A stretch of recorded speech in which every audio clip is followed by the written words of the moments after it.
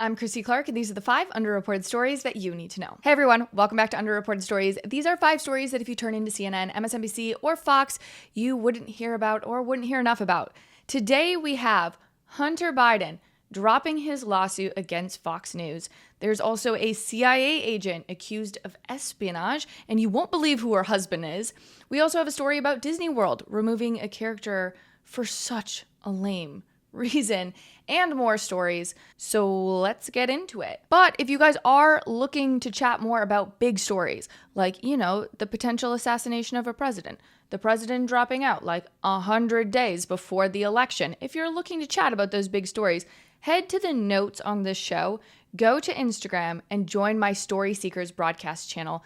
It's a blast. It's where we talk about big news of the day. Okay, let's get into underreported stories. Hunter Biden dropped his lawsuit against Fox News, conveniently, just a few hours after Joe Biden announced his decision to end his re-election campaign. In case you missed it, Hunter Biden filed a lawsuit against Fox News in June for damages pursuant to its Fox Nation program titled The Trial of Hunter. The same day that Biden announced he was ending his 2024 election, Hunter Biden's legal team submitted a notice for voluntary dismissal to the U.S. District Court in New York. So, according to reports from the Daily Caller, we know that Hunter has dropped his lawsuit again in the U.S. District Court for the Southern District of New York. Biden had accused the network of causing him severe emotional distress, humiliation, and mental anguish in airing the program, which was a mockumentary series detailing a hypothetical trial for Hunter Biden. So in here, he also claims that, Biden claims also that Fox unlawfully published nude images of him, images which Biden's legal team claimed were hacked, stolen, and manipulated. Now, we know those images were not hacked or stolen. They came from a laptop that Hunter willingly dropped off at a laptop repair shop, never came back to get, and then were subsequently handed over to Rudy Giuliani, who was Trump's former lawyer, and political reporters at the New York Post. What's fascinating about this is the timing. So on June 13th, which is following Hunter Biden's conviction on a felony gun crime, Joe Biden said that he will not use his presidential powers to lessen the eventual sentence of Hunter. But Biden also said he wasn't going to drop out of the 2024 race, and we know that's certainly not true. Hunter Biden could spend up to 25 years in prison for the 3 felony counts, and his dad is now a lame duck president who won't commute that sentence? If you believe Biden, you fell out of a coconut tree. You think you just fell out of a coconut tree? Okay, next story. Top members of the Secret Service reportedly denied Donald Trump additional security that he requested for 2 years in the lead up to his assassination attempt. Trump asked for more Secret Service agents, more magnetometers, and extra snipers for his outdoor events, which he was denied because Secret Service said it lacked the resources. According to a report from the New York Post, each request that Trump put in to have more resources in general was denied. Secret Service agents, along with local law enforcement, were responsible for securing that outdoor rally when the shooter opened fire at Donald Trump. Now, what I found to be interesting about this is that there was obviously a lot of outrage following what is clearly a security lapse. I don't think that's an opinion. I think that's just a fact. But the Secret Service were initially denying claims that someone from Trump's camp had asked for more help ahead of the deadly shooting. They said that this was, quote, absolutely false. But after pressures for Secret Service Director Kimberly Cheadle to resign, then all of a sudden, a spokesman for the Secret Service admitted to the Washington Post that the Secret Service had denied Trump's request for additional security, which is very interesting. Now, I do want to say something about Secret Service Director Kimberly Cheadle. She has faced mounting pressure to resign in the last week, and that is because there are multiple reports, this is also an underreported story, that this woman only has her job because she is a woman. And it has been reported that Jill Biden lobbied for Kimberly Cheadle to have this position as head of Secret Service, which is wrong. I don't want this to be put out that I don't believe women can't hold the position of director of Secret Service, but how about a high quality woman who got it because she is best suited for the job, not because she is a woman? But back to the main story, which is Trump asking for 2 years to have more security. I do find it very annoying that we can send millions of dollars abroad to foreign wars. Let's say we send money to Ukraine, which is a whole thing. I'm sure you guys have opinions on that. We also send money to foreign governments that hate our guts. We send money to Iran. Iran hates everybody that has even the slightest Western Judeo-Christian values. They would love to eliminate that, hence why they fund terrorists in the Middle East. So we give money to them. We also give money to foreign governments so that they can give out grants to transgender journalists, but we can't get adequate protection for our own top leaders? Please, someone tell me I'm being punked. Like, Ashton Kutcher, are you going to come out from outside of my studio and just be like, you're being punked? No, somehow this is the reality of our political landscape. Can you, as a listener, drop a comment with your ongoing theory about this Secret Service failure as well? Like, what are we thinking? Was it an inside job?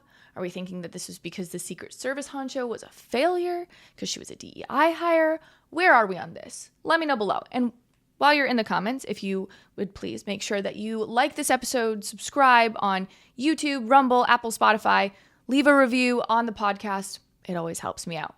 Okay, moving on to our next story. A former CIA analyst was accused by the US government of working for South Korea. Sue Mi Terry, a North Korea expert with the Council on Foreign Relations, was charged with acting as an agent for South Korea after leaving the intelligence agency. What's funny about this is that Sue Mi Terry is married to a columnist named Max Boot, and Max Boot spent the last 8+ years falsely claiming that Donald Trump was a foreign asset, only for his wife to be arrested and charged on the exact thing he claimed with little to no evidence that Trump was doing. Like, it's too good to be real. But let's get into the actual story here. So the New York Times did a pretty good write-up on this. Sue Mi Terry, she's known for having high taste. She's a lover of top-shelf sushi, the article says. A taste for designer labels. She wore coats by Christian Dior, handbags by Bottega Veneta, Louis Vuitton, Michelin star restaurants she loved. And according to a federal prosecutor in Manhattan, she accepted these luxury goods and other gifts in exchange for serving the South Korean government. Terry was a former CIA intelligence analyst and a senior fellow, like I said, at the Council on Foreign Relations. And in a 31-page indictment released Tuesday, there was proof shown that she was part of a years-long effort to assist South Korean spies. Specifically, she had introduced spies to congressional staff members, an action she described as, quote, bringing in the wolf. The charges were brought by the U.S. Attorney for the Southern District of New York, ironically the same court that we were talking about with Hunter Biden. And this is part of an effort from the Justice Department to combat foreign influence in American affairs. The other last thing I want to point out was that this all happened beginning in 2013. This was 5 years after Terry was in the CIA. She had been in the CIA until then. That would have been 2008. And then 2013, she starts working for the South Korean government. Allegedly, she was first contacted by an intel officer posing as a diplomat, and she has been accused of receiving at least $37,000 in covert payments, which is just crazy. So I've got to say, good on the Justice Department for going after this. I think that this is great. We see people like this getting accurately caught for doing horrible and awful things. We also saw Senator Bob Menendez, he was just convicted last week of similar charges, taking money, I believe, on behalf of Egypt, which is crazy. But I will say, I do wish that the Department of Justice would spend more time on cases like this, because this cannot be the only person. I do wish they would spend time doing this as opposed to, attacking their political opposition or calling pro-lifers domestic terrorists. Okay, on to our next story. I am going to warn you, it is very, very sad. An illegal immigrant who was deported 3 times has been charged with setting a fire that killed a mother and her 2 young children. Jose Carmen Cardona was arrested and charged with a fire that killed a 32-year-old mom and her 10-year-old and 7-year-old sons. In some great reporting from the New York Post, we have a little bit more information. So this is Jose Carmen Cardona. He's 59 years old, and he was arrested and charged on June 25th in Stockton, California, for killing 32-year-old Lisbeth Gutierrez Salazar and her 2 sons, again, 10 and 7 years old. Police do believe that the suspect was in a relationship with the 32-year-old woman who has since passed. Now, what we do know is, here, let me pull this up. Carmona allegedly set the deadly blaze shortly after 6:40 a.m. while the woman and her 2 children were asleep in a trailer, which was engulfed in flames when firefighters arrived. Police have identified Carmona as a suspect, and 3 days after a fire, issued a 5-count arrest warrant for him, charging him with murder and attempted murder and child endangerment. Also, the other thing is that he has been deported from the U.S., like I said, 3 times, but has continued to return illegally, although we cannot, at the time, confirm where his country of origin is. So this is probably the 3rd underreported story I've done this month on illegal immigrants murdering people in America. We have Laken Riley. We have Rachel Morris. I forget her name, and I feel awful for forgetting her name, but she was a minor in Texas, a woman in Louisiana, too. Her name was Christy Thibodeau. Yep, Christy Thibodeau, I want to say.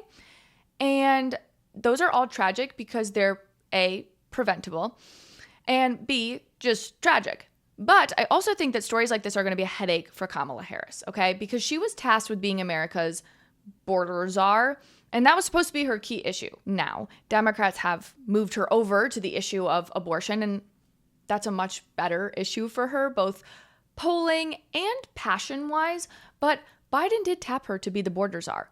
And all we can notice is the growing number of illegal immigrants charged with entering the country not only illegally, but then murdering people, and some of those people being American citizens. Kamala is going to have to answer for that at some point, be it through Donald Trump on the debate stage or the ballot box in November. Okay, let's move to our final story. Let's get some brevity in this show, all right?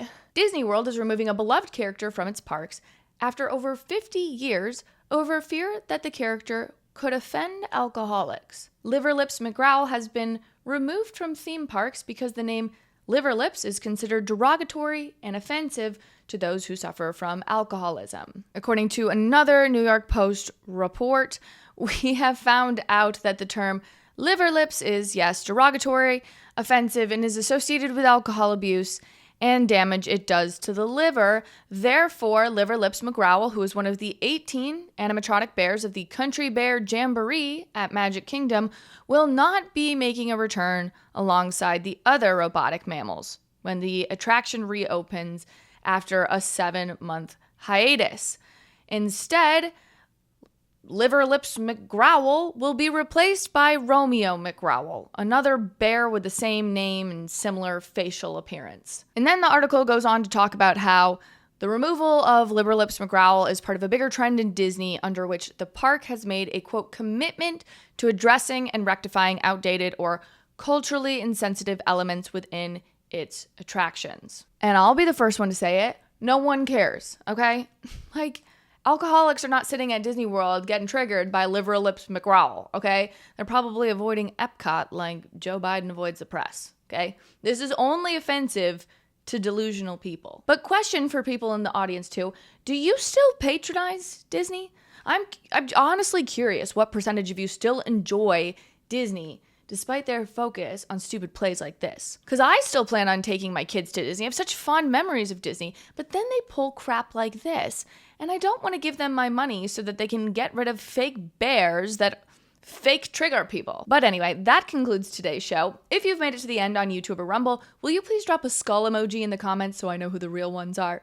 Anyway, I'm also headed out tomorrow morning to be on the Whatever podcast, which should be interesting. So I'll be back on Thursday for another Underreported Stories episode, and I will see you then, friends. Bye.